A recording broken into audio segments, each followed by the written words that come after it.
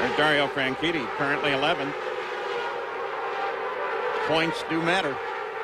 And he was so frustrated after his accident here at spring training that people had rumored that he was going to leave racing, that he didn't have the same enthusiasm. Whoa, look at this at the front of the field. Fight for the lead as Papis starts inside of Tracy.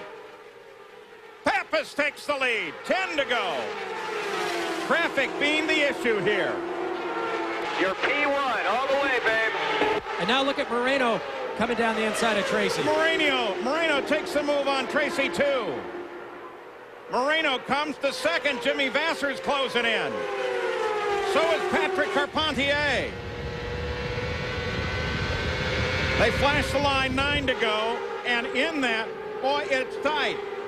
Luis Garcia Jr. brushes the wall. Right front is askew.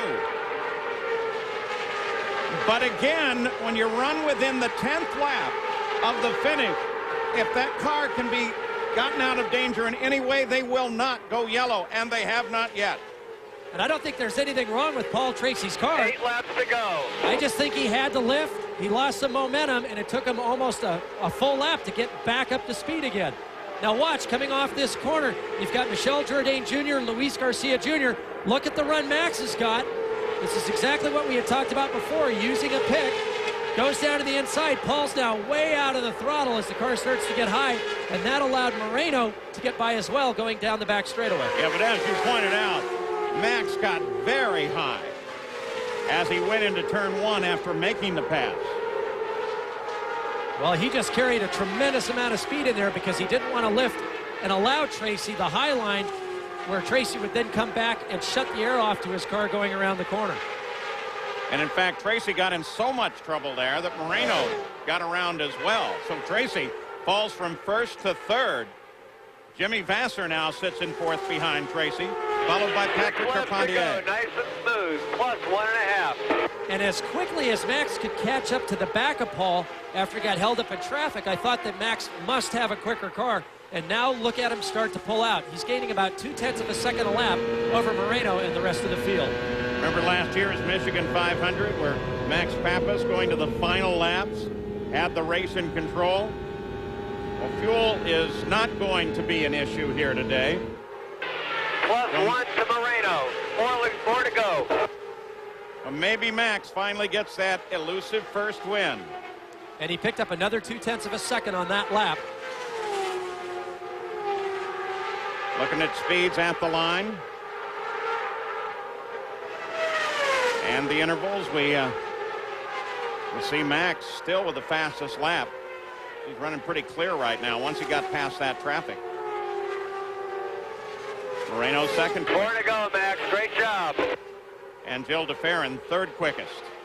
Another 0.2 of a second on that lap. You might think, well, geez, why doesn't he just drive as hard as he needs to stay in front of Moreno? But he is so pumped, he's so into the rhythm that slowing down would probably be a huge mistake. He's just got to stay focused and keep this momentum all the way to the checkered flag. Fourth time in his career that he's led a race.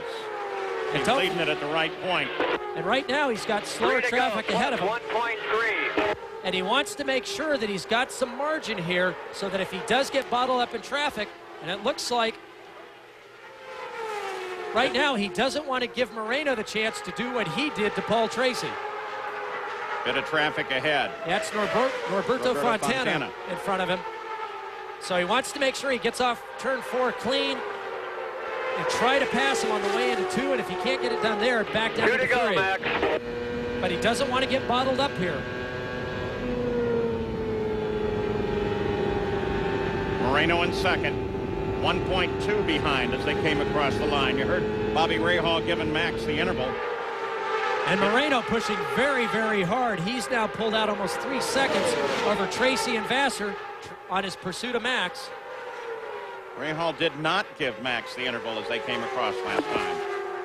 Last lap, Max. Moreno is right there. They go to the last lap. He's got to keep this car in clean air down inside Fontana, which he's doing.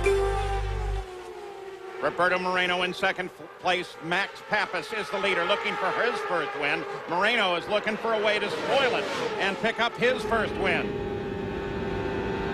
A rookie ahead of both of them. Little bit of tiptoeing here. You want to make sure there are no mistakes coming to the line. And Max Papis has done it. Oh, baby!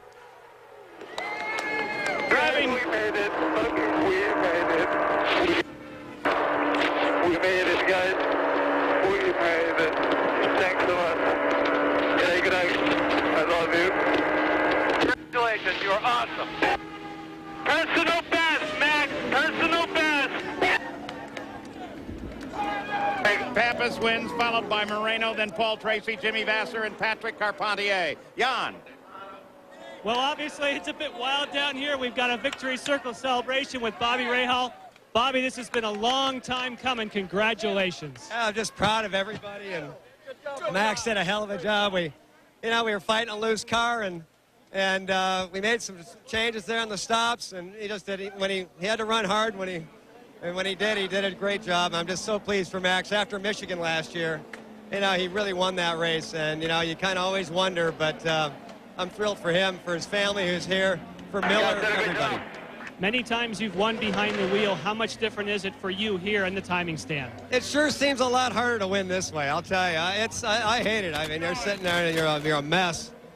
But I'm pleased for Ford, first time for that new engine, the first race, and they win it. And I feel bad for Kenny. He was flying. But, boy, I'm just really happy for Max. Again, congratulations. Thank you.